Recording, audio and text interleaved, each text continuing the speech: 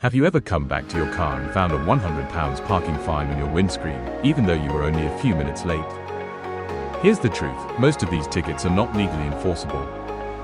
In this video, I'll show you exactly how private parking companies make millions by exploiting confusion and fear, and the simple, legal steps to fight back and win. Every year in the UK, private parking companies issue an unbelievable 14.4 million tickets, almost 40,000 every single day. They're not making money from managing car parks efficiently. They profit by catching you out on tiny mistakes. But here's what most people don't know. Unlike council fines backed by criminal law, private parking fines, usually called parking charge notices, or PCNs, are simply invoices. They're a civil claim for breaching a contract on private land. The business model is simple. Send a scary letter, threaten debt collectors, and hope you'll pay out of fear, not obligation. We're going to stop that today.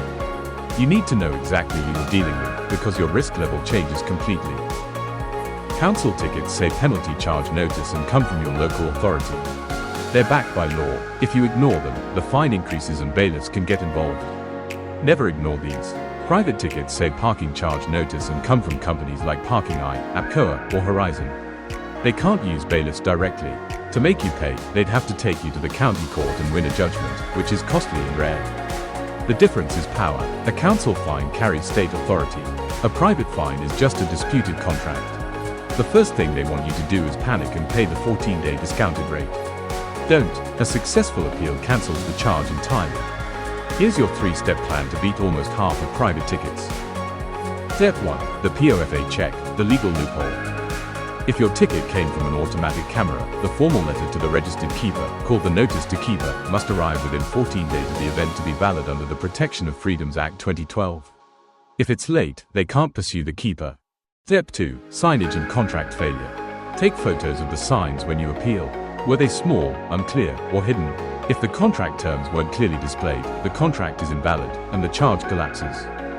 Step 3. The independent appeal.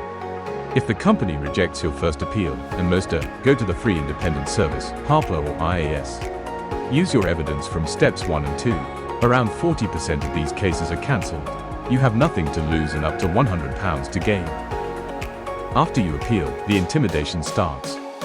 You'll get letters screaming final notice before debt recovery or warrant of enforcement. Ignore the drama, but never ignore real court papers. These debt recovery firms have zero legal power. They can't send bailiffs or seize anything. Only a county court judgment can make a parking charge enforceable, and that requires the company to file an actual claim and win. If you ever get a genuine court claim, respond, but by then, you'll have a strong, legally backed defense because you followed the steps in this video. Before you act, here's your quick checklist. Council fine, penalty charge notice, never ignore it. Appeal if you have grounds, but know it's legally enforceable. Private fine, parking charge notice, use the free template link below. Do the POFA check first. Collect evidence, keep every letter and photo of the signs and bay markings immediately.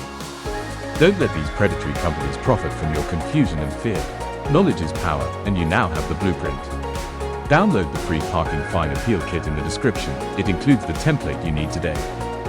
Next week, I'll show you how ULEZ cameras are catching out innocent drivers across the UK. Subscribe so you don't miss it, and hit like if this video will save you £100 or more.